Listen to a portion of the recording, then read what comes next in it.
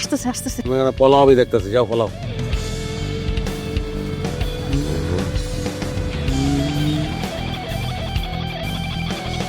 আরে ভাই, কি প্রবলেম? মাথায় কোনো প্রবলেম আছে নাকি? হ্যাঁ, এমনি আটকা দাঁড়া গেলেন কেন রাস্তার উপরে? আমার মাথায় প্রবলেম না, প্রবলেম তোর মাথায়, প্রবলেম আমি রাখবো না। মানে কি বলতে চাইতেছেন আপনি? হ্যাঁ, উল্টাপাল্টা কথা বলতেছেন কেন? তোর লগে একটা মাইয়া মরণের লগে লড়াই করতেছে, তোর লগে একটা মাইয়া 20 মিলি অক্টন খেয়ে হসপিটালে চিত্র হয়ে পড়ে রয়েছে। তুই যা হলো জমিনের উপরে খাড়া রয়েছস, তোর কপাল, তোর যে 100 মাটির নিচে পাড়াই নাই, তোর কপাল। আরে ভাই, কি বলতেছেন উল্টাপাল্টা? আপনার মাথা ঠিক আছে? বিন্দুর চিরস্তা তুই বিগত 5টা বছর বিন্দুর লগে তুই যা যা করছস সেইটার হিসাব আমার পাই পাই করে দিবি, তারপর তোরে ছাড়বো আমি। আপনি বিন্দুর কি হন? দুলাভাই। বিন্দুর তো কোনো বোন নাই। বই লাগবো না, অটো দুলাভাই। আমি অটো দুলাভাই, মহল্লার সবাই দুলাভাই, সব পোলাবার আমার দুলাভাই কয়, তুইও দুলাভাই কবি। কি লেগে করছস এসব? বিন্দুর লগে জবাব দে। তোর মতো বাটপাটদের দুলাভাই আমি। তুই চিনোস আমি কে? জানোস আমি কি করি? আমি ডিবির সিভিল অফিসার। চাপা মারার জায়গা পাস না তুই? হ্যাঁ, ডিবি চিনাস আমারে? ওই আমি ডিবি চিনি না? হ্যাঁ, ওই তুই কে ডিবি? তুই সাম্পান্নলা, তোর বাবরি চুল। তুই কক্সবাজার ভাই লাত্তি মেরে ওঠে পাঠাবো, তুই মাছ ধরবি। কে ডিবি তুই? DB officer.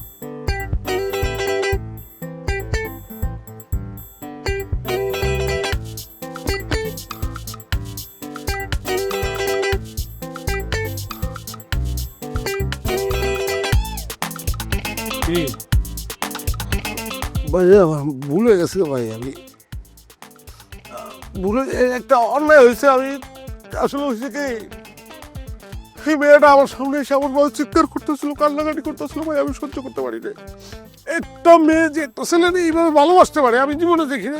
আমি আমি নিতে পারি না। আমার মনে হয়েছে যে পোলাটা কে, আরে আরে আমি মারবো, কিন্তু আমি তো বুঝি না ভাই, আমার ভুল হয়েছে, অন্যায় হয়েছে, আমার মাফ করে দাও ভাই। সবই বুঝলাম, কিন্তু আপনি কাঁদতেছেন কেন?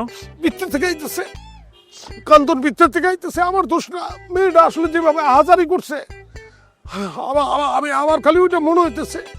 এই ভালোবাসার জন্য আমি কাঁদতেছি। আমার আফসোস যা, এরকম একটা মেয়ে, তোমার মতন একটা ছেলে, একটা ডিবি হারাইলো, সে আর ডিবি পাবে না। আপনি না কি বলতেছেন পুরোটা আমার মাথার উপর দিয়ে যাইতেছে, কিন্তু আপনার আবেগ দেখে আমারও খারাপ লাগতেছে। বাইরে আমি একটা রিকোয়েস্ট করি, মেয়েটা ভালো, তোমার আসলে সত্যি সত্যি ভালোবাসে। তুমি ওরা গ্রহণ করো, ওর কাছে যাও, এটা উচিত আমার মনে হয়। আমি সরি, আমি বলেছি, মা বলেছি, ধমক দিছি, আমি মাপ চাই। দেখেন, বিন্দুকে আমিও ভালোবাসি, কিন্তু ও কিছুদিন ধরে খুব উল্টাপাল্টা অ্যাক্টিভিটি করতেছে, যার কারণে আমি ব্রেকআপ করার অ্যাক্টিংটা করছি ওর সাথে। হ্যাঁ, আর ওকে কাইন্ডলি বলবেন এসব টিকটক ফিকটক বাদ দিতে, এগুলো আমার মোটেও পছন্দ না। আরে দূর কি টিকটক, তুমি খালি ওর কাছে যাও না, দুনিয়া ছেড়ে দেবো তোমার জন্য। এই লেভেলের ভালো সে তোমার বাসে। প্লিজ ভাই, একটু রিকোয়েস্ট করতেছি। আচ্ছা আচ্ছা, ঠিক আছে, দুনিয়াদারি ছাড়া দরকার নেই, আমি চাইতেছি।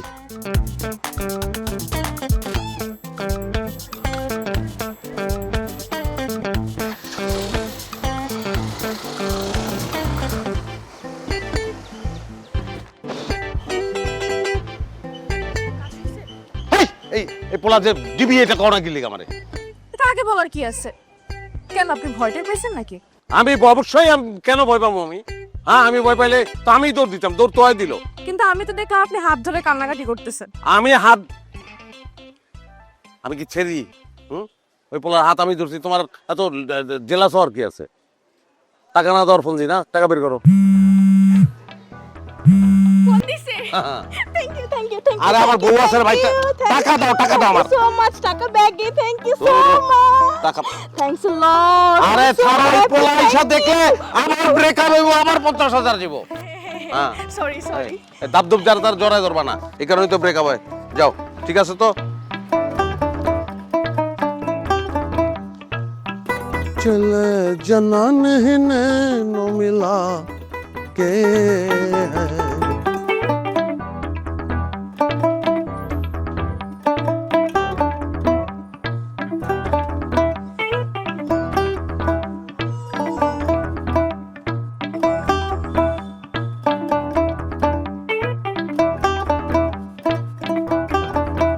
হ্যালো,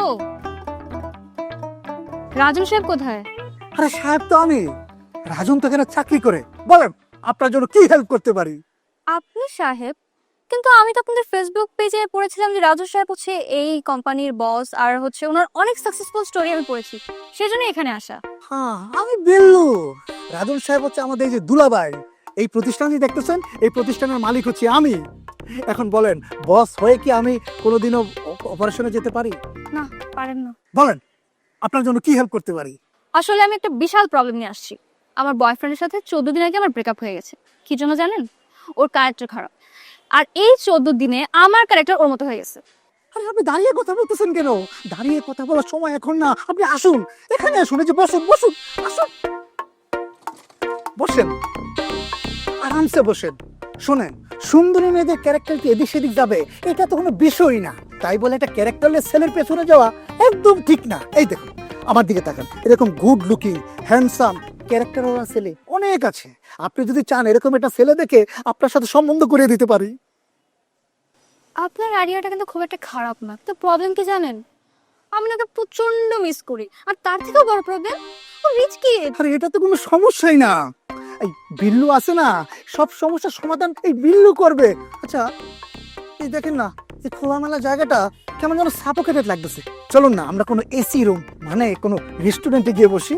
মানে খোলামেলা এত বাতাস, আলো বাতাস, সেখানে তো সাফোকেশন। আরে আরে কিছুই তো বুঝতে পারতেছে না, লাগবে না এরকম সুন্দরী একটা নারী, এরকম কোমল কণ্ঠী মেয়ে যদি আমার সামনে দাঁড়িয়ে থাকে, আমি সাফোকেটেড লাগবে না বলেন? তাই না? ও। আচ্ছা ঠিক আছে, চলেন তাহলে। Ladies first.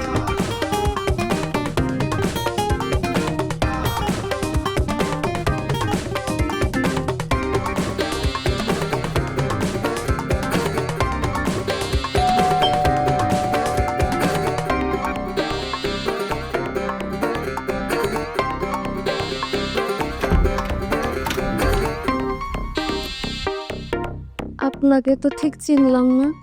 এটা কি রাজন সাহেবের বাসা না? মিস্টার রাজন সাহেব, আপনি কে? আপনি আমাকে চিনবেন না, আমার রাজন সাহেবের সঙ্গে একটা জরুরি মিটিং আছে। মিটিং? মিয়ার বেকারের আবার মিটিং করছে কেন? সরি, আপনি কিছু বললেন? না, উনি মনে হয় অফিসে গেছে। কিন্তু আমি তো একটু আগে অফিস থেকেই আসলাম, অফিস তো তালা মারা। আপনি কিছু বলছেন না কেন?